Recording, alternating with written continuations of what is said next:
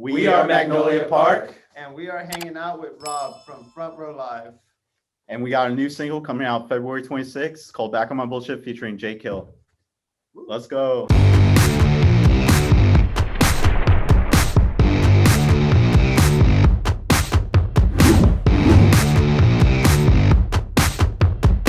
As I mentioned in the email a couple weeks ago, I came across your music through Spotify and instantly just got hooked with your style, your sound, your aesthetics. Like, I feel like this band is like just everything that goes on around this band goes through the band first, and a lot of the creative goes through the band first before anybody else kind of helps in and puts their 2 cents into it. So what is Magnolia Park all about? And talk to me about this aesthetic that you guys have throughout every promotion of your band. Yeah, I mean, our aesthetic is really like kind of who we are. We're just a bunch of like skater and like punk kids at the end of the day, if you really think about it. And we're really into like emo and like metalcore music. So we do put an effort to make sure like there's like a cohesive image like behind us and what we represent. But yeah, besides that, it's like really organic, really, because this is like how we like usually dress and stuff. So looking at the social medias and stuff like that, I see that some of you are content creators. So like it's cool that it's a good avenue for being in a band as well, because I feel like you get to create exactly what you guys want to create when it comes to music videos, when it comes to like photo shoots and stuff like that. How important is that for you guys? Very important, actually. Just being able to have our hands into all aspects of what we do is just like detrimental to what we do, I would think. Yeah, for sure. Like we, Joe and Josh come up with like pretty much all the concepts for the music video. And we do have like a team member of the band, Evan Draper. He's our videographer and does a killer job. And like we were able to put it together, and we also have like a photographer and graphic designer. We put together a small team. Shouts out to Jessica Griffith. And yeah, we just want to make a really awesome image, awesome content for like our fans, and like to match our like content with how much effort we put into our music, and we're able to do that. Right, and it's cool that you guys have this team together, because usually it takes years of experience and a label and obviously money to be able to put a team the way that you guys have. What has been the artist development process like for this band? And like you go on Spotify and you only see like 4 or 5 tracks, but like you listen to the tracks, you look at your website, you look at your social or your YouTube channel and with your videos, and like it seems like you guys have been established for some time. So what was that development process like before we got to today? Oh, that's like trial and error. We've been trying to get this band started for about a year now, and it took us a little bit just because we were looking for the right people. So that was the hardest part of building this team, was getting the right people who have the same mind frame to get ready to work hard and commit. There's not a lot of people out there that really want to do it, which we learned quickly. Yeah, but we got the opportunity to actually work at the Audio Compound, which is where bands like A Day to Remember and Neck Deep go to record. And Andrew Wade and Andy kind of took us under their tutelage and like helping us become like better songwriters and giving us the opportunity to grow with them. And it's really like a lot of cool new music's gonna be coming out because of that, and we're like slowly getting better and better. Again, like you guys are a brand new band, but like there's such an incredible team behind you guys or around you guys. So talk to me a little bit about, as you kind of mentioned, Andrew Wade and being able to kind of work with him, especially because right now A Day to Remember is like fully focused on a new record. So how are you guys able to have that time with him when he's like focused on his own projects? Wings and Handy Wednesdays, man. No, we have like we have a professional relationship with Wade, but we also have like an actual good friendship with him. So like he just kind of tells us his open days like way in advance. so we can be prepared and ready for whenever it's time for us to go in. As you said, I did remember, is in full swing right now whenever it comes to using the audio compound, especially for the music. They just did their live stream 2 days ago. Yeah. So right now all hands are on deck, but he always lets us know whenever he has free time. Yeah, and Andy too. He's Andrew Wade's assistant. We get to work with him as well and develop songs. He's a big part of the process and helped us reach a certain plateau as well. So it's really like a kind of like a family if you think about it. Yeah. Yeah, that's dope. That's dope. So let's jump in and talk about the latest single, "Love Me." It really caught my attention from the beginning. That the instrumentation or the sonics in the beginning of the track and throughout really caught my attention because it's different with the style of music that you guys are doing. And you know, then we get Joshua's vocals, and it's just like incredible, like a whole masterpiece that you guys kind of created. So talk to me about "Love Me" and that creative process of making that song a reality. Yeah. Well, first of all, thank you so much. We really appreciate you. that. Yeah, this song was really cool to make. It started off with me and Freddie. We were in like my tiny like garage workspace, and it started off. I really love the band movements, so I wanted to kind of make a pop movement song. So I kind of used like those chord choicing, and then Freddie made a crazy beat behind it, and then I got together with Josh, and we wrote some like crazy melodies together. And by the time we took it to Andrew, he just like elevated it to the next level. And having Joe, one of the best drummers I ever met, just like take it rhythmically and like there to it just all came together at once. And that was like the really first song we recorded all together, right? Yeah. One take Joe. One take Joe. Yeah, it was really fun to make that song. Damn, one take. That's nuts. Joe, talk to me about that session for you. And like, you know, you guys mentioned that is the first song that you guys recorded, but like, how do you guys not get nervous that first time around? I'm sure there's like so much room for error in that first like sessions together. But you know, Joe, you made it happen. So what was that like for you? A little bit. I mean, like we said, it's like really a family relationship. So the studio is like the most fun I've had working with a band. Like we're normally like goofing around, having fun. We normally have like the song ready, all the stems are prepared. So we just kind of have to like touch up the song right with Andrew and then get the recording done. So it's really a laid back process and we're having fun.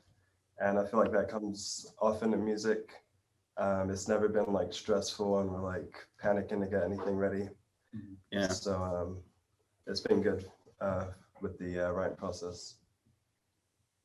So, you know, you get the drums taken care of. Like, talk to me about the vocals and layering those vocals into the track. Like, what was that production process like for you, Joshua?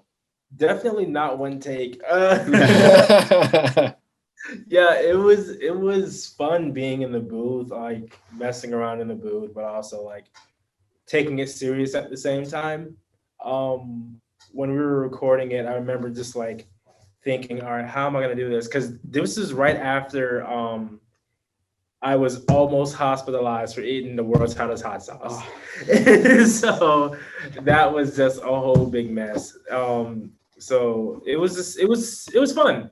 It was fun. Just we laid down the big melody first, like so the main melody, and then afterwards, we were like, all right, cool.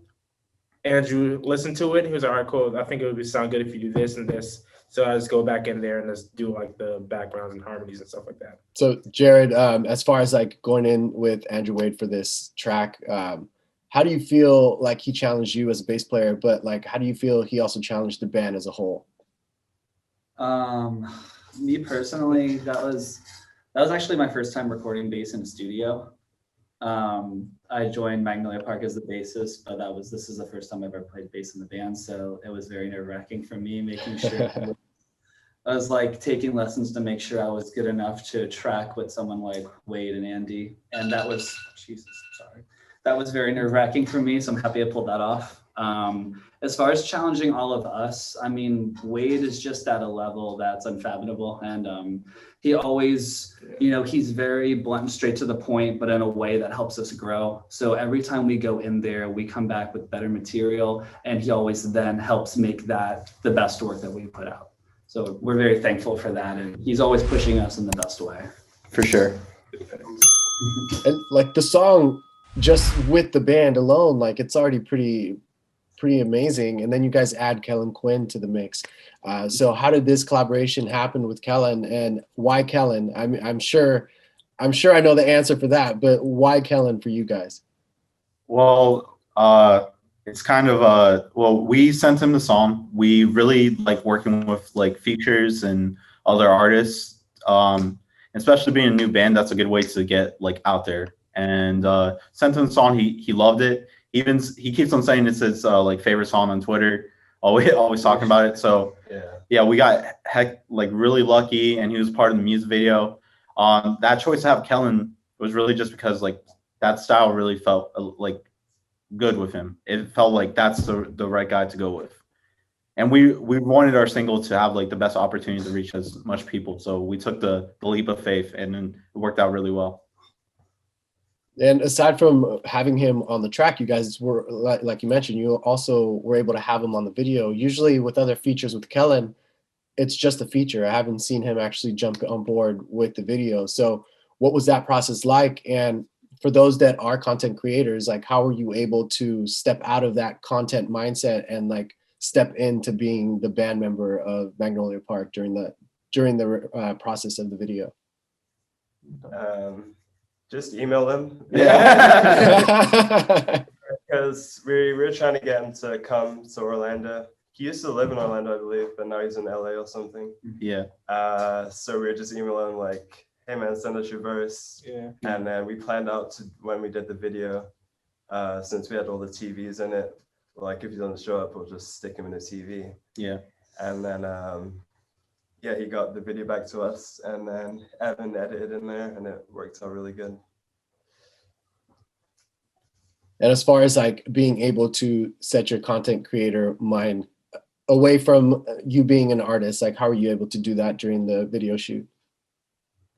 I mean, like all of us together, like when we made the treatment, we wanted to make it like we separate that, like kind of like once the song's done, we kind of like separate that completely and just go to how can we make this the craziest video possible. So like Josh and Joe like really dive into like the aspects of the aesthetics, like having the Lamborghini in there. Shouts out to your friend.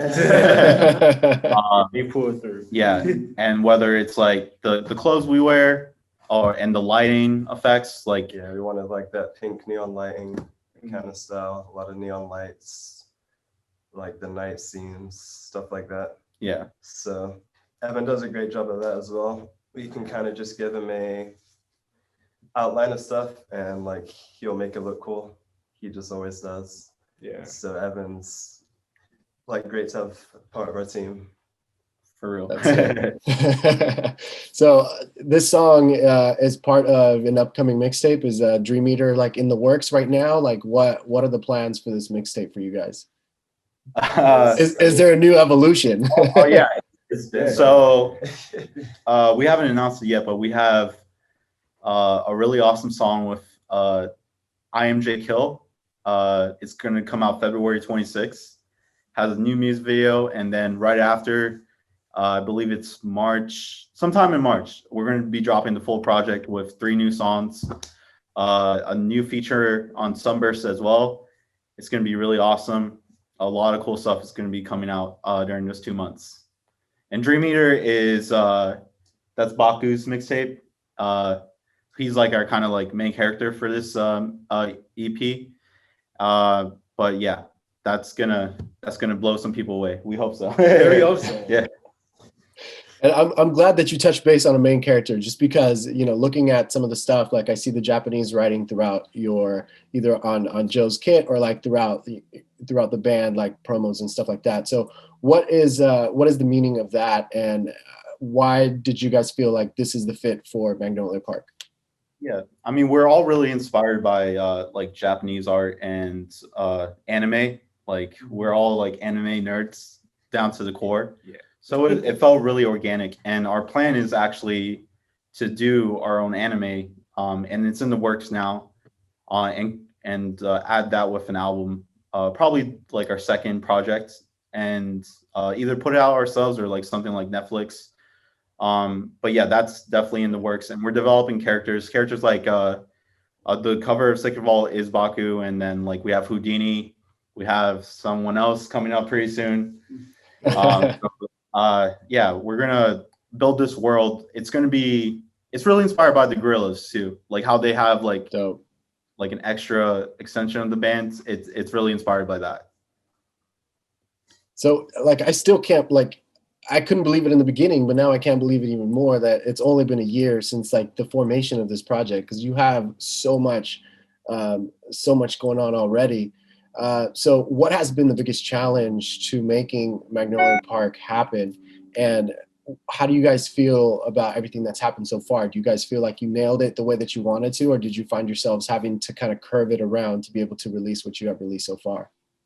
I think time is the biggest thing that gets in our way. There's so many things that we want to do, and we try to stay on a schedule of releasing things every 6 weeks. And it's just so hard to plan, shoot, and film everything that we want to put out. So if we had more time, that'd be great. But I think all 5 of us are really happy with how things have been turning out with our success on TikTok, with people really digging our like our dare of like trying to jumble genres together and put out different sounds. Yeah, I think we're all really happy with it. Like that's like the one solo good thing about like this whole is that we were able to focus solely on social media presence and the music aspect and all that Recording. because like so basically we had a show that was planned for the day that oh yeah. that was gonna be at House of Blues in Orlando. We were like, yo, we were so psyched. And then they're like, guess what, guys? It's shut down. I'm like, oh well, Everything there's shut that. But it also gave us time to write a lot of new music. Oh yeah. And then just do so much. Like this wouldn't have been possible if it weren't for that. Yeah. At the same time, we could be torn right now. We could be. Yeah. Yeah, like it has its ups and downs. Yeah. Like we finally have like a fan base that supports us, but we're not able to like reach and have that feeling of like playing in front of people. That's like the biggest struggle for me. Like I miss that feeling, and like the feeling of someone that knows your song and they're singing it back to you is like the best feeling in the world. So I really miss that, and I can't wait until shows happen again. Dude, it was weird during our last video shoot. I literally forgot how to hold a microphone. I was like, yo, it's so awkward for me right now. Like, oh man. Yeah, we don't really have like band practice either right now. No, Yeah, we're writing on Logic in the studio, trying to be as like as possible. Yeah, just trying to be safe. So we're just mostly like shooting content, music videos, TikToks, and in the studio. That's like pretty much like, and it's like so like opposite of like what a normal band would do. It's like band practice and like band practice, yeah, over and over. So definitely we're a weird band. Now, also with watching the music video, I see that there's also 2 guitarists. So like, how do you guys bounce back and forth whenever you guys are creating music for guitar lines and guitar riffs? Well, the songs are pretty much like me and Tristan just write together. So he'll write like a rhythm guitar part, and I'll write like a lead. Or he'll write a lead, and I'll write like a rhythm guitar part. So that's not too hard. It's more like writing songs. Like I'll come with a song, and then he'll work on it, or he'll write a song and I'll work on it, or he'll have an instrumental and I'll write the lyrics, and then we'll meet back, or I'll give him an instrumental and he'll write the lyrics. Yeah. The guitar aspect, not too much. We honestly don't even. Guitar's not like the main focus of our music. It's more like an aspect of it. Which is really funny because Freddie is a freaking beast. Like he plays like Polyphia, Dance Gavin Dance. I always feel like, oh, sorry, Freddie, you have to play this power chord right here. And that's the one thing I noticed with Freddie on the music video for Love Me, that it's like, he's rocking out on that thing. But like Freddie mentioned, like guitars is not the main instrument for the band. What would you guys consider is the main instrumentation of the band? Is it the drums or is it the electronics that we hear on in the beginning and throughout the track? That's a really good I would question. say it's more like synths and Well- drums. well, Very vocally driven. Yeah, to me, like Josh is always going to be like the main focus. Like Yeah. vocally, that is our priority because that's how you connect to an audience. Like as long as like me, Joe, Jared, Freddie, like we can come with a great instrumental. As long as the song's good at the end of the day, that's all that matters, and that really comes like vocals first. That's like the main instrument to me. That's how I picture it. Yeah. And Josh is like, ah. I'm still trying to figure out how to hold a mic. Yeah, exactly. Like, Whatever complements the voice, giving the voice the space it needs, and then knowing when to add extra sounds. To Yeah. fill the gaps. We We just want to make good music at the end of the day and like have fun with each other and do dumb stuff. Well, you guys are definitely making a lot of good music, so I can't wait for more from you guys. And I can only imagine what the live show aspect is going to be looking like, just because like I feel like you guys have all your shit down, and hopefully when it's time to do shows and open up again, hopefully you guys can do a tour out here in the States, here in LA, and hopefully that could be something for the near future. Yeah, for sure. Definitely coming with some 1975 style stage. I For- had a feeling with all the lights that you guys got going on. yeah. yeah, we all got to work on cardio before that, though. Oh yeah. Body is not ready. Harder right now. But, That's yeah. awesome, guys. Well, thank you again for taking the time to talk to me, and congratulations with Love Me and your upcoming success. Thank you. Yeah, so thank much you for so having much. us.